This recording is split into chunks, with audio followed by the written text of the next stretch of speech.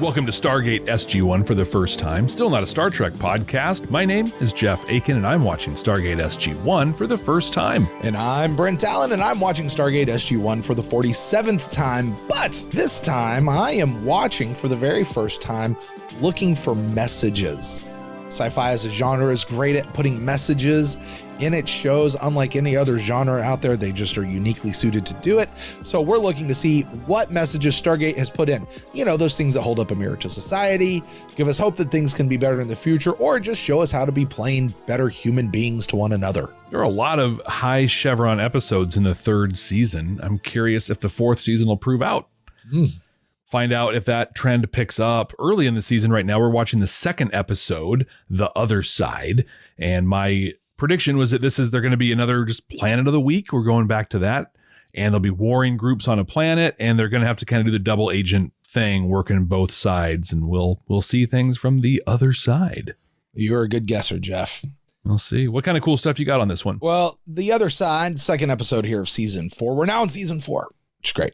I will tell you, Jeff, my absolute favorite episode of the entire series. It happens in this season. We'll see if it's yours as well. Okay. Although it's very, there's some great episodes coming up, but this is just, anyway, original air date, July 7th of the year 2000, written by show creator Brad Wright, directed by Peter DeLuise. So we'll be looking for his cameo. I do happen to know it happens very early in the episode. Okay. This episode, Jeff, little heads up for you. Okay. This episode has a big Star Trek crossover. Yeah, you warned me about this last week. Big Star Trek crossover. I'm not sure if you're going to know who it is, though, because this person is out of prosthetics. Okay. So we'll see if you know their real face versus what we normally see come the television show. But that's all I'm going to give you about this episode. Everything else we will talk about on the other side, which means it is time for us, my friend, to go watch this episode. Hey, for you guys out there, if you're just joining us for the first time, because every episode is somebody's first time, welcome to the show. You guys are amazing. You're awesome. Thank you so much for hanging out with us. The way this works is Jeff and I are going to go watch this episode right now. If you're hanging out with us on YouTube, just stick around because you're going to catch our reaction video to this episode.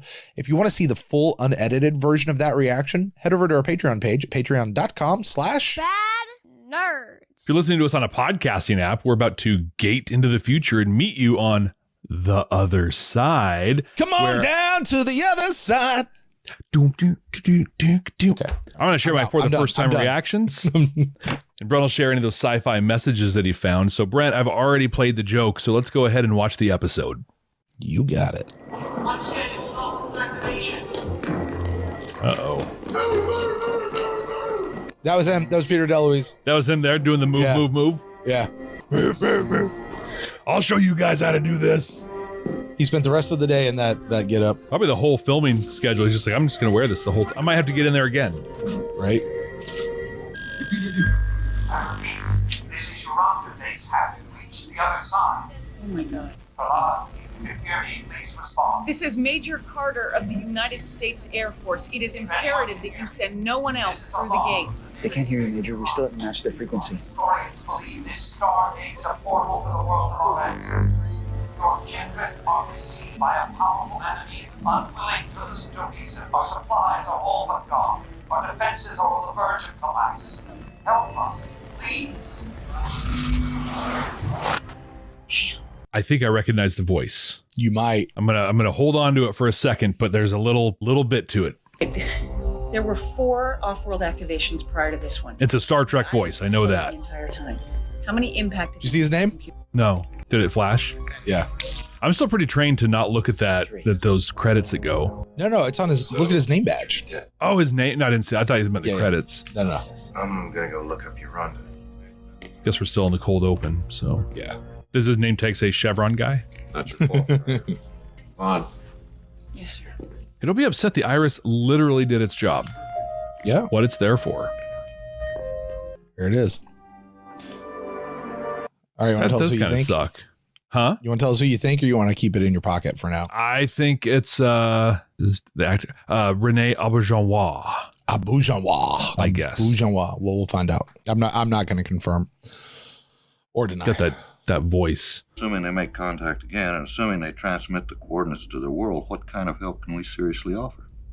Food, clothing, medical supplies. Clearly, they seek military assistance above all else. God knows who they're up against. They themselves may be Goa'uld. Such a ruse would be keeping within their tactics. I don't think that's the case, teal'c. They call themselves our kindred. Some of whom have already met their deaths against a closed iris. That's hardly the ground on which to build diplomatic relations. This is a quick death. Oh, add another one. Sir, we have another off-world activation. Is that what that sound means? Adjustment to our equipment, Major. Thanks. Haven't been doing this very long. This time. Thank you, Sergeant. I like the guy at the computer who's wearing a lab coat. Hey, Doc, can you do this real quick? Hey, chemist, come over here. Hello, this is General Hammond of the United States Air Force. Can you hear me? Yes, and may I say, General, that your voice answers our prayers. I am prepared to step through the portal immediately. Do not do that. No. May I ask why? We have in place an impenetrable shield called an iris that would result in your death. Then, the 3 volunteers we sent through the portal. They smeared nicely. There was no way to determine if they were friend or foe. I see. Clearly, we must gain your trust. Yes. Clearly. They're transmitting visual. How? Now you can see for yourself Yeah, there he is. that we are kindred. We do. There is much my people have to offer in exchange for your help. We need to know more about this enemy you're facing. There's us. It's not really clear what's going on, like, from all that. Like, I'm like, you did not add that much clarity. So what do we do? There is nothing that can be done, Daniel Jackson, without the coordinates to their world. You've got them. I'm going to start doing mine like Transmit that. them before disengaging. I think you should. And bleach blonde it. Well, it's pretty bleached. No, I need to go. You got to darken it and then blonde it. And then bring it back. Questions, but this is the first time the descendants of Earth have actually called home. I mean, either we try to do something or we let them die. I like that there's still just this overall assumption, and I know they established it in like the 2nd episode, but Earth is the progenitor of every other human species out there. Mm-hmm. Not that there could be a progenitor for Earth. No. You know, This is it. Everybody came from Earth's history, not theirs. Yeah. Like, saying a little arrogant there, Daniel. They dropped it, and that's just what it is. Although this is television, they established it and said, this is the rule. They said it. Yeah, they said it. Well, what if they were lying? But they weren't. They said it. So All right. But what if they said it, but they were wrong? They're not I've wrong. watched enough Star Trek to know just because they say it doesn't make it so. does it? Oh, he's meant to make it. So you did the thing. It's your call, sir. Colonel, Now, I already know what you're going to say, you have a go. but from a strictly humanitarian point of view, Oh, what? We cannot and would not devote the resources to turn the tide of a world war. However, as Dr. Jackson points out, there are humanitarian concerns. I've already talked to the President and Joint Chiefs. If the Iranian government is open to trade, you're authorized to negotiate. Sure. While they're under fire, why don't you go in there and negotiate for technology? Jack's going to be the negotiator on that one. I don't think he's put too many points into that skill tree. Right. I mean, to be fair, here's what Jack would do is he would, like, let's say Daniel's the better person to do it. Jack would let Daniel do it just with his authority. Like, he is the team leader. I guess he needs to be Right. You've got that look. To which look are you referring? one that says I have misgivings about this mission, but deep down I know we're doing the right thing. No, the other one. Oh. I love that his eyebrows aren't so. Yeah. He's gone through some really rough image stuff, and it feels like he's starting to settle. Yeah. Season 3, 4. Like, Yeah. That's when things come into play. yeah. It's the late 90s, so the show, or the early 2000s, it didn't grow its beard, it grew its soul patch. Literally. Oh, there he is. You have come. It's a Lars, sir. He needs medical attention. Disarm, now! Where did you come from? These are our kindred of Earth. They have come to save us. Dude, she looks like Linda Hamilton. I was just saying, Sarah Connor. It's not her, but it's the hairstyle, I think, too, and just kind of jacked. Then why haven't you tried to evacuate through the Stargate? Because of what I'm about to show you.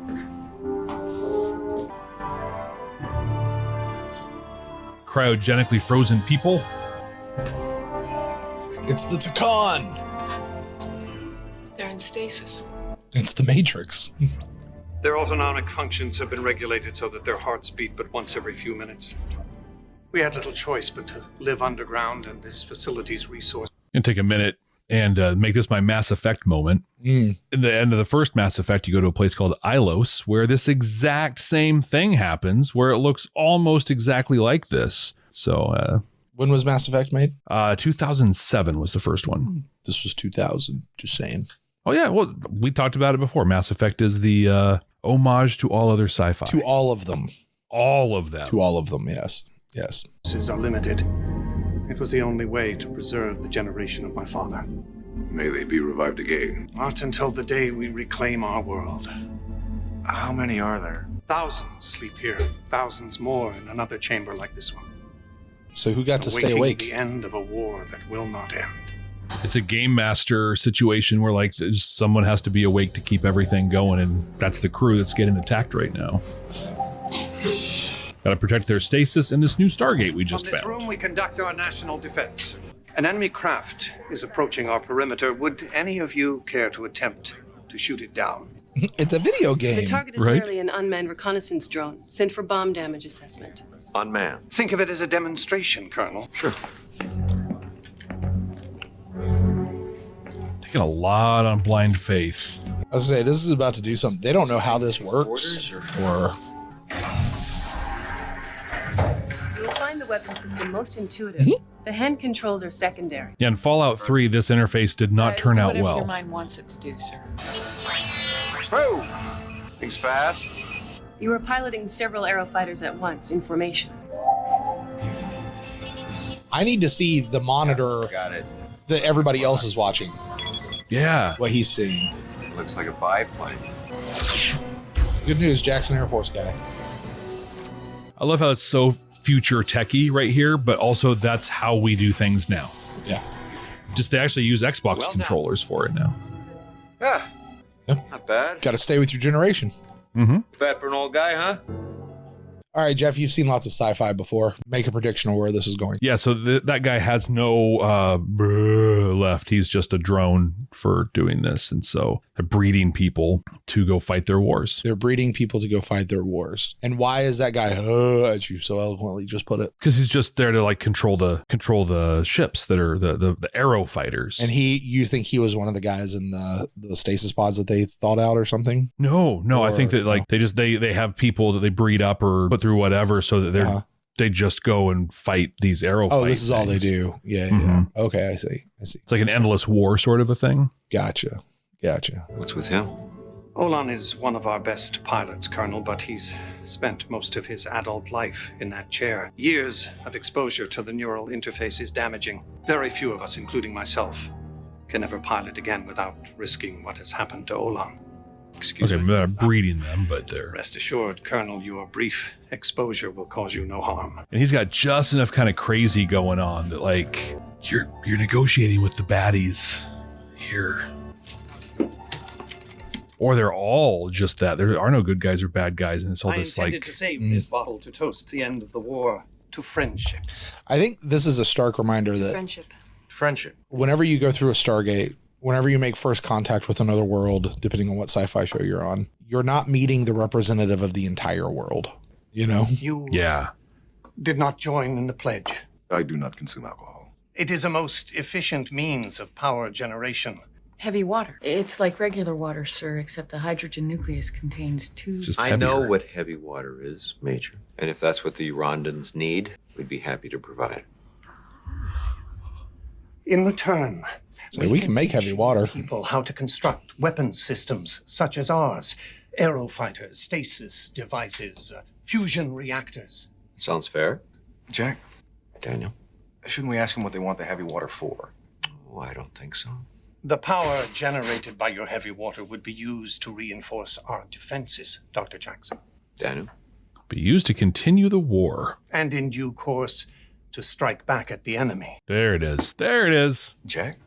Daniel, shouldn't we have this discussion some other time? No, Yes. I don't think so.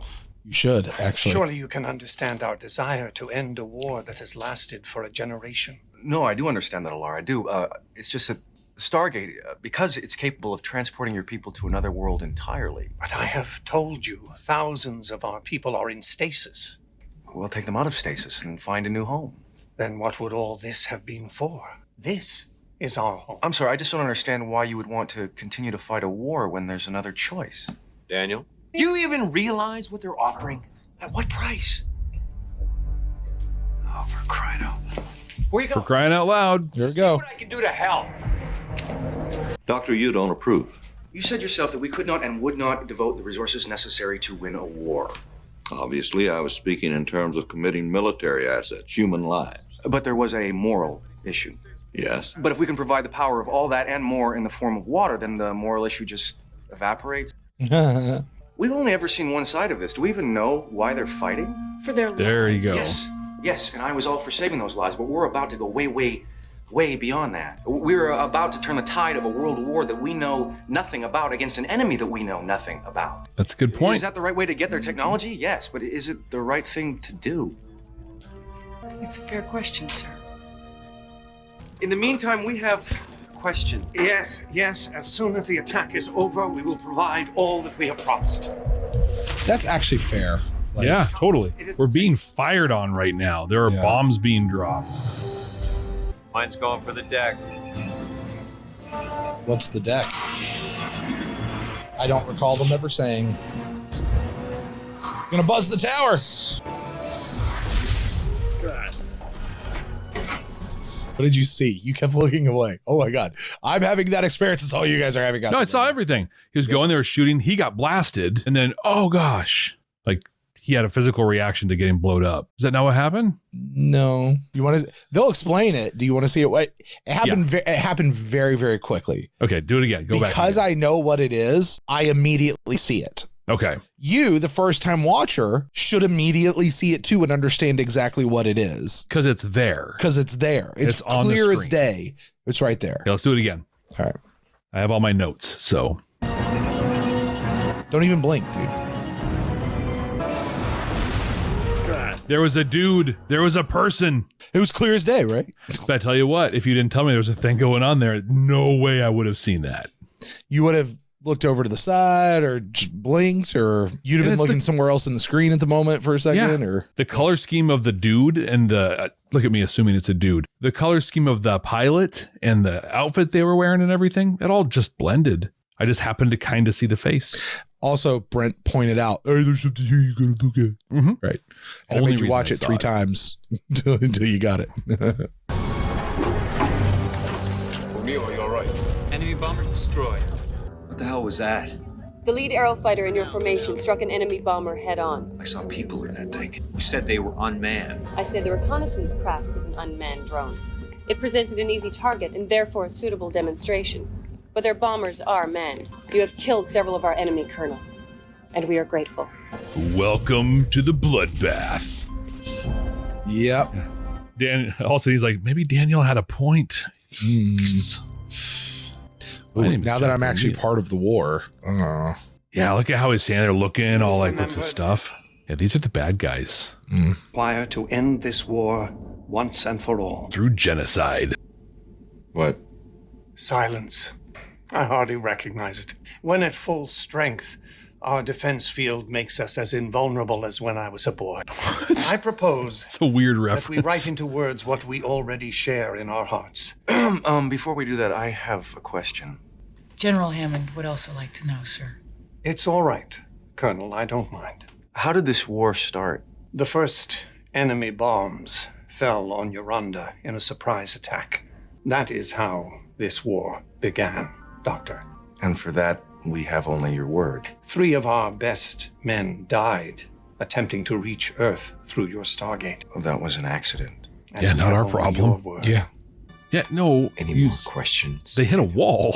Like, yes, I'd like to know more about your enemy. Is this part of your bargaining process, Colonel? Not normally. What more can we promise than everything we have? Why don't you just answer the question? Colonel O'Neill, do we have an agreement?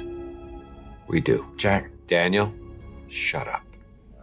No subtlety there. There it is. Is that clear enough? each side of the war is going to have their justification that makes perfect sense to them. I understand Like you shot where down Daniel was an going enemy was the wrong bomber question. for us, Colonel. Congratulations. Perhaps you'll try your hand at it again. Perhaps it would be best if the Jafar did not return. Kill? Why? He hasn't said a word. It's not what he said. It's what he is. Well, he's different. I'll grant you that. Not like us. Not like us. Oh, saw that coming. Probably not the point of the episode, but also all the Eurondans we've seen are white. So that's We're not going. even more uncomfortable. Why? Because you're right, Luke and I are Daniel. gonna have a look around first. You ask questions. I thought you told me to. I know what I said, Daniel. It was rude, short-sighted, and I'm sorry. Well, thank you for recognizing that. Now I'm saying this. Go ask questions. Definitely seeing that Daniel's not military. Right. And that Jack's a great leader. One single fusion reactor is capable. He said what he of did wrong. generating power Confessed. He said he was sorry. Perfect. I assume you Could have asked for extract forgiveness, but I'll let deuterium that from one slide. seawater. Yes. Close it. Wasn't the time. 70% of the Earth's surface is ocean, so heavy water production shouldn't be a problem. The war was inevitable Well, how long did you expect to stay down here? until the air was free from poison. Excuse me. They're vault tech. They're all getting their pieces of the What's your puzzle. impression of Alar? He is concealing something. Like what? I am unsure. He is concealing it.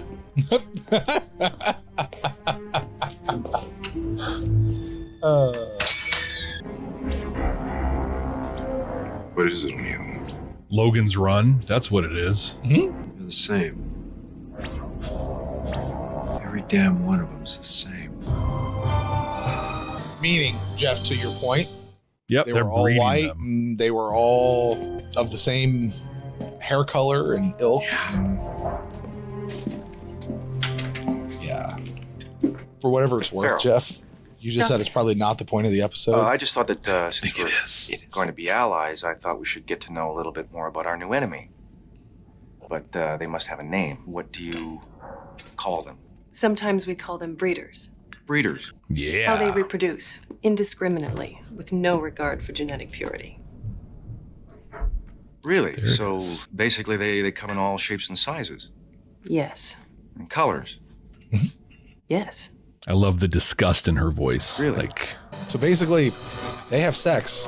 yeah, with people. This storage cylinder contains plans, specifications, and formulas upon which our technology is based. These pipes extend from the lowest level right up to the surface. Yes. But you said the atmosphere was poisoned. It doesn't make any sense. Enemy bombers approach the perimeter. Engage them. Pretty cool table there. It was a preemptive strike. Your enemy, when they began bombing, they were trying to stop you. Now is not the time, Major. It kind of is the time. The defense field is at minimum sustainable strength. Transfer energy from the stasis room. Because that's all it needs is more energy. Yeah. The Eurondans built this place long before the war started. They planned it from the beginning. Right, but how do they expect to win a war from underground? There are these enormous gas pipes that run from holding tanks underneath this facility right up to the surface. And the surface is poisoned. They didn't just start a war. They were trying to exterminate them. It was his vision. My father saw that breeders were spreading across the face of Yoronda like a plague, millions of them. We don't know how so many of them manage to survive, but they do in spite of our best efforts. Contact your General Hammond. Tell him we need that fuel immediately. Yeah, We're not gonna do that. Contact your General Hammond. Here's an idea. Bash him over the head. Grab the little thing. He has all the information. And Run run. for the Stargate. Close the iris. Let them We're come good. after you. There you go. They're working for the other side. They're escorting the enemy bombers. What? He's attacking our own fighters. Stop him! Hey, turns out they can fight too.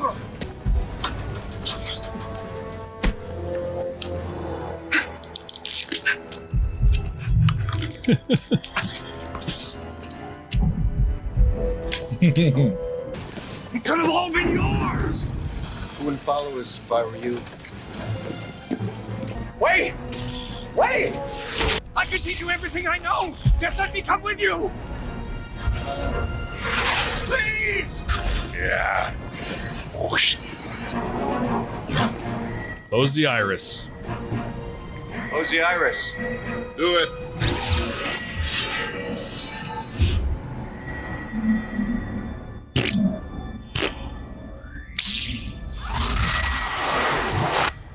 I take it, Colonel, that you were unable to procure any of the Urandan technologies. That's correct, sir. I'm sorry to hear that. Don't be.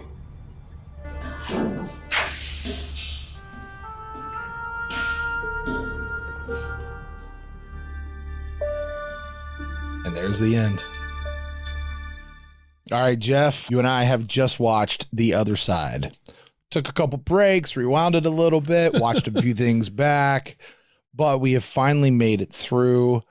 Take us through it. Your first watch of The Other Side. Well, for those joining us on the podcasting side of things, I guessed pretty quickly that our Star Trek guy was Rene Auberjonois, just from his voice. And yeah, he was full Auberjonois. Yeah. He was an Auberjonois. A couple of things I want to point out before I just talk about my reaction to it, but this had some really powerful video game call outs for me. Yeah. So there's a moment where they go into the room and there's these stasis chambers all up and down. It's direct from near the end of Mass Effect 1 when they go to Ilos and they're at the Prothean Archive. Very similar setup in every way. Even the whole, like, this is going to save our people against this, impending attack sort of a thing. Right, right. So another thing that Mass Effect pulled from Stargate. Another one that came out is these little fighters. They had these drones. They developed drone fighters before we had drone fighters, but they had these pods they had to get into and sit in. That's direct out of Fallout 3. They go to Tranquility Lane. You go and experience a different reality. Also came after this. So this episode influenced quite a bit of powerful video game sci-fi that came after it. There you go. At first, I really thought this was just a episode. Like, this will be interesting. Early on, we're going to find out, is there like a breeding program? Is this a never-ending war? Like, what sci-fi trope are we going to kind of hit in this one? And it was near the end when, well, early on, I was like, yeah, they're not too keen on teal'c. And I think it's just because he's different. They kept using the term kin and kindred. Yep. And I made the comment during the watch. I'm like, well, there's 2 Ks. I wonder if we're going to get a third. And we didn't. All I had to do was start saying kith and kin and kindred. We'd have the KKK that we ended up getting at the end. Yeah. This was Nazis in the future, and not Nazis like in the vein of like fascism and the way we look at Nazis today. Like, we're recording this in 2024. And so we'll just say in the context of that, Nazis in the sense of we are the super race and everyone else is lesser. They call them breeders. Yeah. They just breed indiscriminately. The different shapes and sizes. Oh, it's so gross. But they hit it right on the nose. Like, everybody was white, blonde, blue-eyed, and just the fervor. I love when they bring in different guest actors who just bring it. We've had some really good acting from all of our Star Trek people, except Dwight Schultz. And it's been, I'm not going to let that one go. But but this was great. Just the way that his progress from, like, you start off almost you start being sympathetic. Oh my gosh, he sounds so desperate and hurt, and he just wants to do great stuff. And oh my goodness. And then just slowly, he just starts changing the stank on his delivery a little bit to the point. He's just like this megalomaniacal person, just like, yes, let's do this thing. And it's so great. And we're finally going to live out my father's vision and destroy those breeders. Oh, dirty breeders. This ended up being a really powerful episode and a really good episode.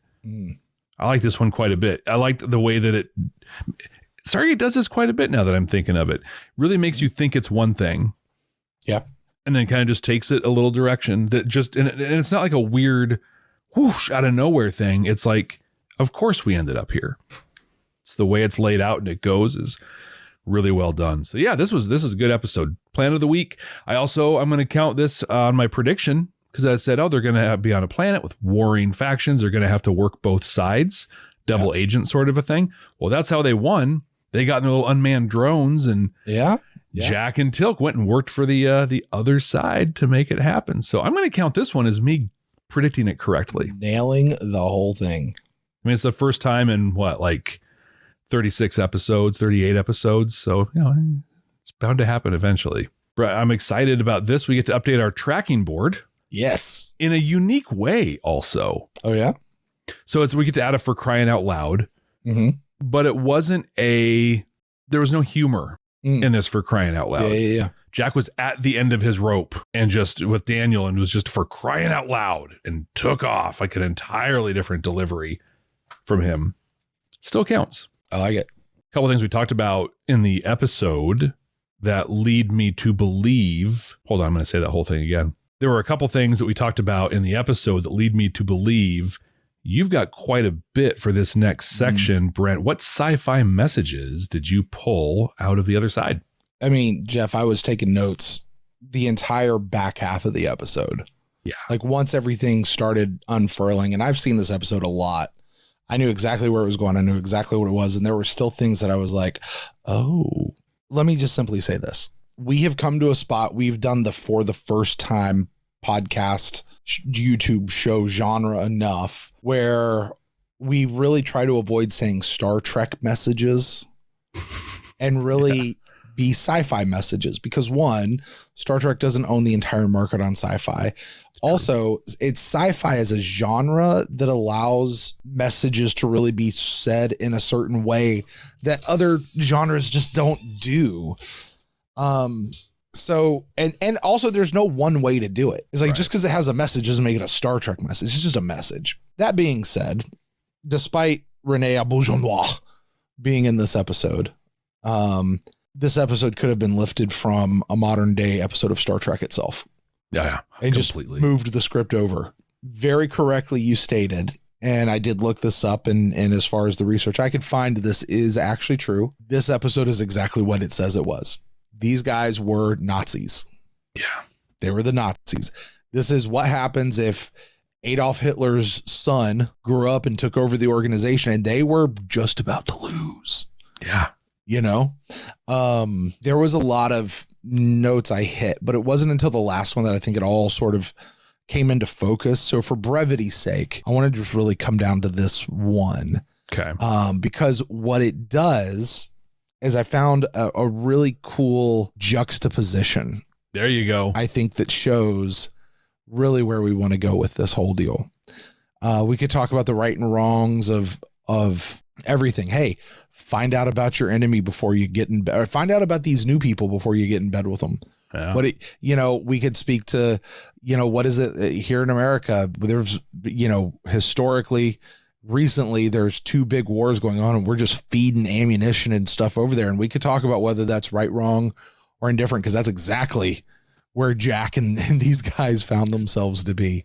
Exactly. But what really struck me was the very final scene where Jack and Teal'c escorted people in, then cleared the way for the bomber. And then not only that, kamikazed their drone into the bunker. Yeah. Which effectively we're going to leave this episode with the impression that they just lost. Yeah. We don't know, but that's the impression we're leaving this episode with. Lost, and they lost because they all died. Mm-hmm. In really ugly ways. Let me say this right now as well while I'm thinking about this before I move on. I just want to say that racism is wrong. I want to say that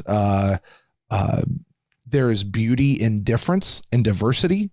And in fact, we're stronger because of our diversity, not because we would be weaker if everybody was the same. Absolutely. So I just want to be very clear. Say power to the breeders.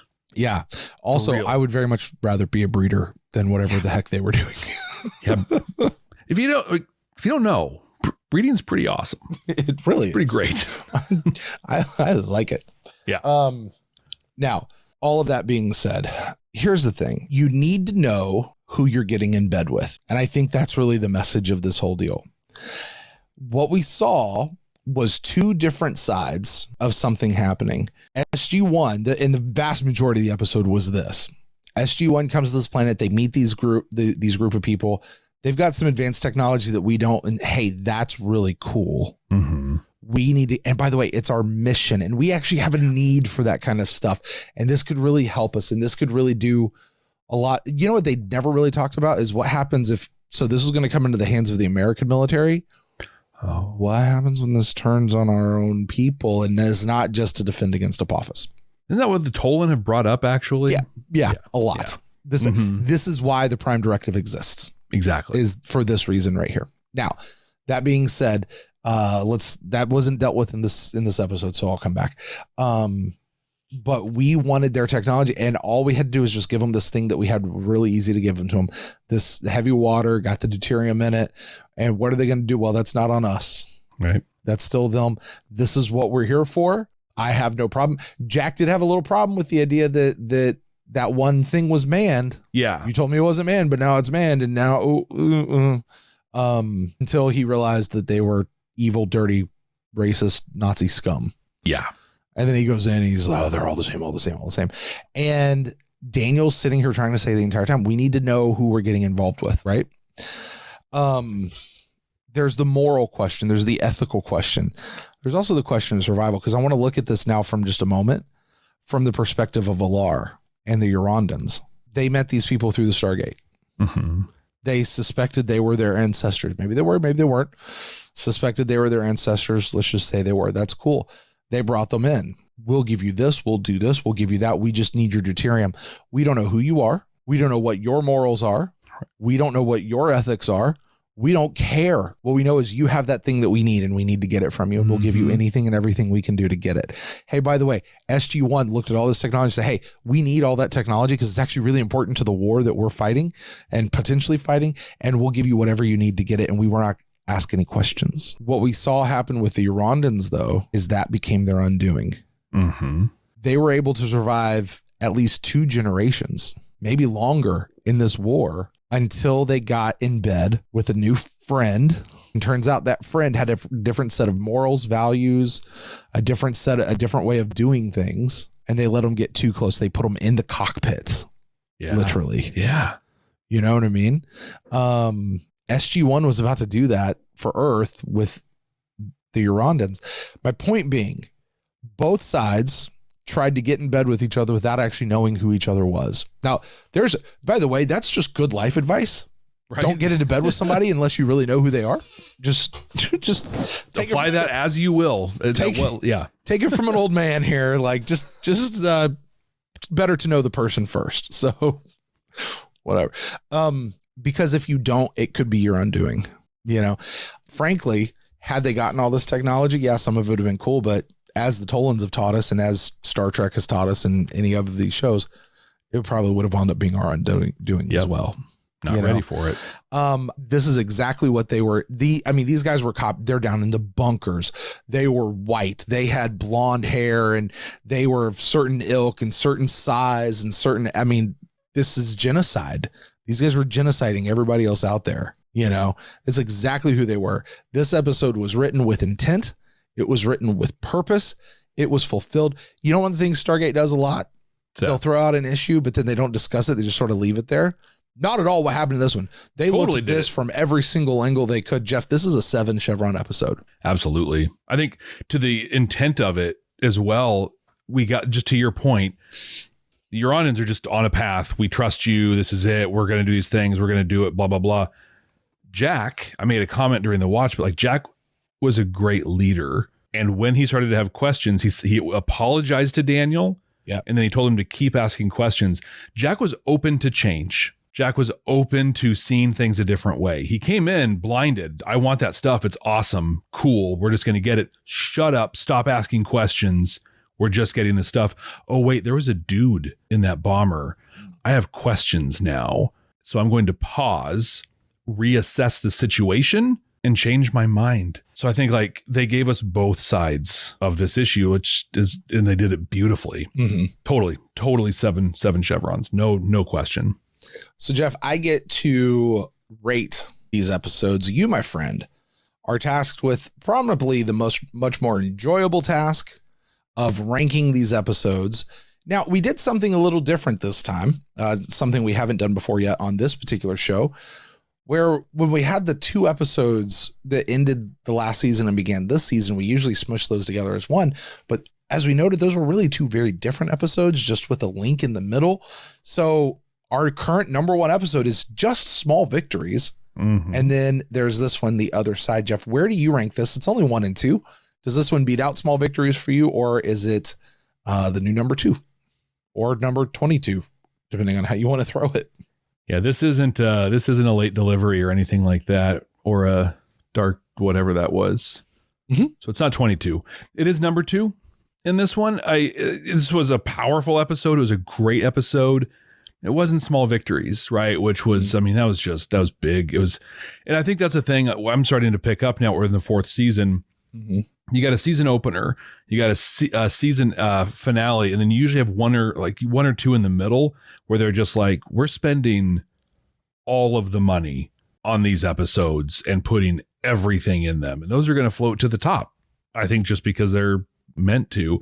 This one, though, I can definitely see staying close to this position. Because, I mean, you told me season 4's got some great stuff, so we'll see. But number 2 for now. I think it's going to stay high, but we'll see where it goes.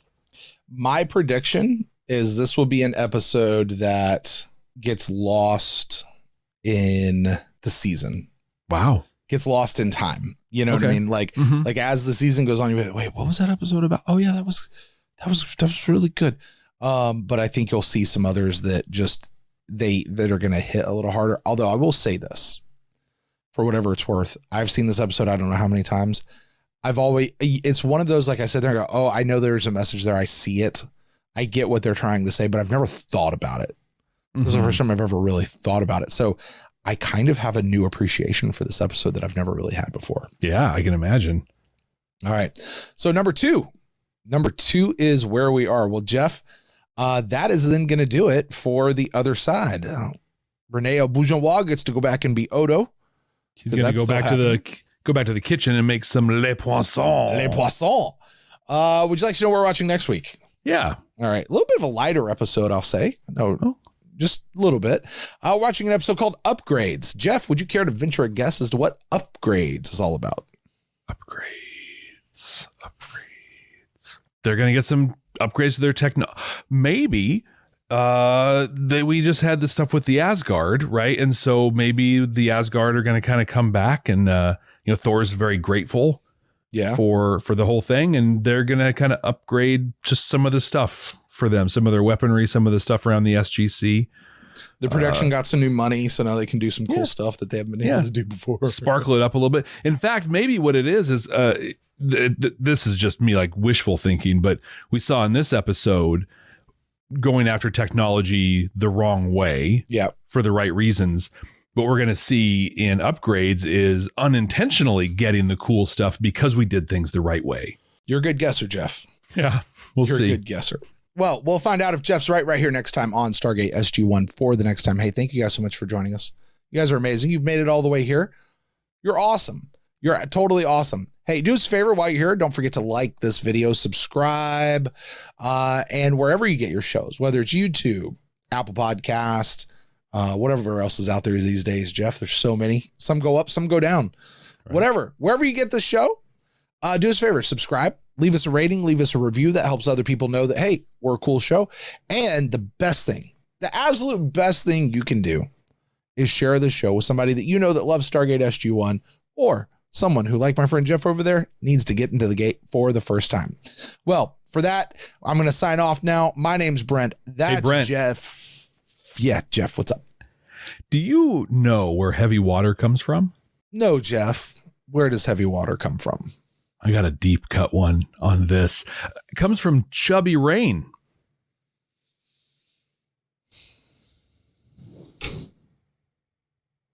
Okay.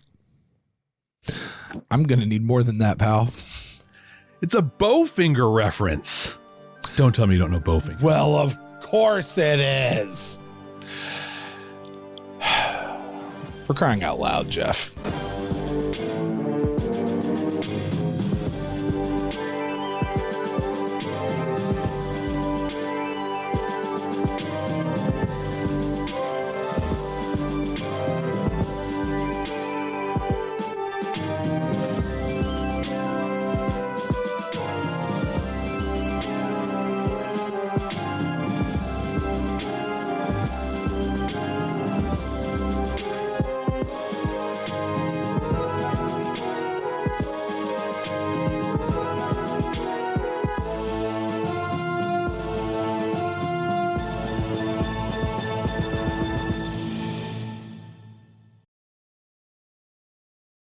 Yeah, I have no idea what Bowfinger is. It's probably the greatest Rush Richard album Pryor. of all time. No, Eddie Murphy movie of all time. Eddie Murphy, Steve Martin. It's so good. So Eddie Murphy plays like a big shot actor, whatever, and rich and blah blah blah and all this stuff. And then he's got a brother who is not as cool, but he's working on a movie called Chubby Rain through the whole thing. But there's just oh my god, it came out probably like mid to late 90s, 1999. Okay. Oh god, it was so good. I have seen this movie. You probably did. It was wildly popular. I've seen this movie. That's wow. All right. I haven't watched it in a long time. Didn't even remember it. I still quote it sometimes. There's this great one where his brother, is it Heather Graham that's in it?